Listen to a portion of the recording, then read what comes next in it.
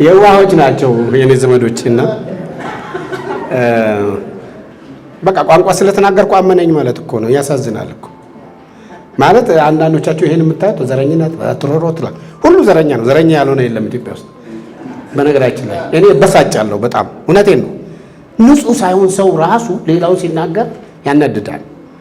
ይሄ መጥራት አለብን ሁላችንም። በነገራችን ላይ ማለት መርጦ የተወለደ ስለሌለ እዛ ላይ አላስፈላጊ የፈሲስ የሌለ ነገር ዘረኛ ካላችሁ ሰው ዘረኛ ይሆናል። በቃ ማለት እንትን ሲሉኝ እንትን ሆኜ ቀረው እንዳለው ሰውዬ ማለት ነው። ዶክተር ገመቹ ኦነግ ሲሉኝ ኦነግ ሆኜ ቀረው ብሎ እና አንዳንድ ነገር ደጋግማችሁ ስትሉ ሰውየው ያልሆነውን ይሆናል። በቃ ያምናል ማለት ነው ከዛ በኋላ እና ክርስቲያኑ መካከል በተለይ እርስ በርስ በዚህ ጉዳይ ላይ አላስፈላጊ የሆነ ነገር ውስጥ መግባት የለብንም።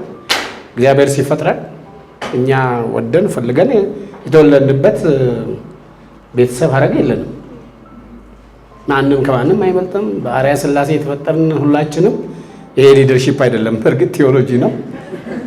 ስለዚህ እኔ አንድ ሰው ሳይ ሰው ነው እና አንዳንድ ሰው ደግሞ እኛ ሀገር እኔ ሰው ነኝ ይላል። ውሸቱን ነው፣ ሰው አይደለም። ሰው ነኝ ጥቁሮቹ እኮ ያሉት ነጮቹ ሰው አይደላችሁም ሲል የሚሏቸው ነው። እኔ አንተ ሰው አይደለም ያለኝ ሰው አለ እንዴ?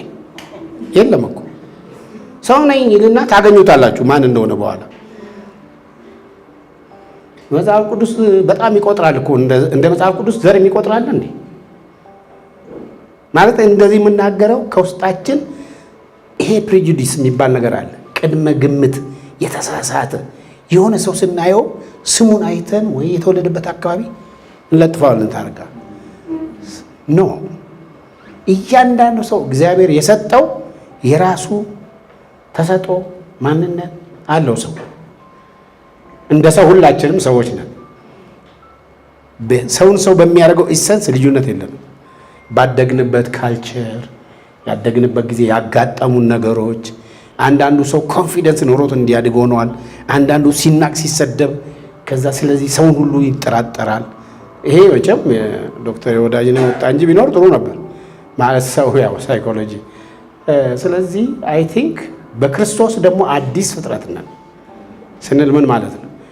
ወንድም ሴትም የለም ማለት ማይክ እና ባለቤቱ የሉም ማለት አይደለም። ወንድ ነው እሱ እሳቸው እንትን ናቸው እና ለዚህ ነው ልጆች የወለዱት። ግን በዚህ ምክንያት አንዱ አንዱን አይንቅም፣ አንዱ አንዱን እንትን አይልም ማለት ነው አይደል እንዴ?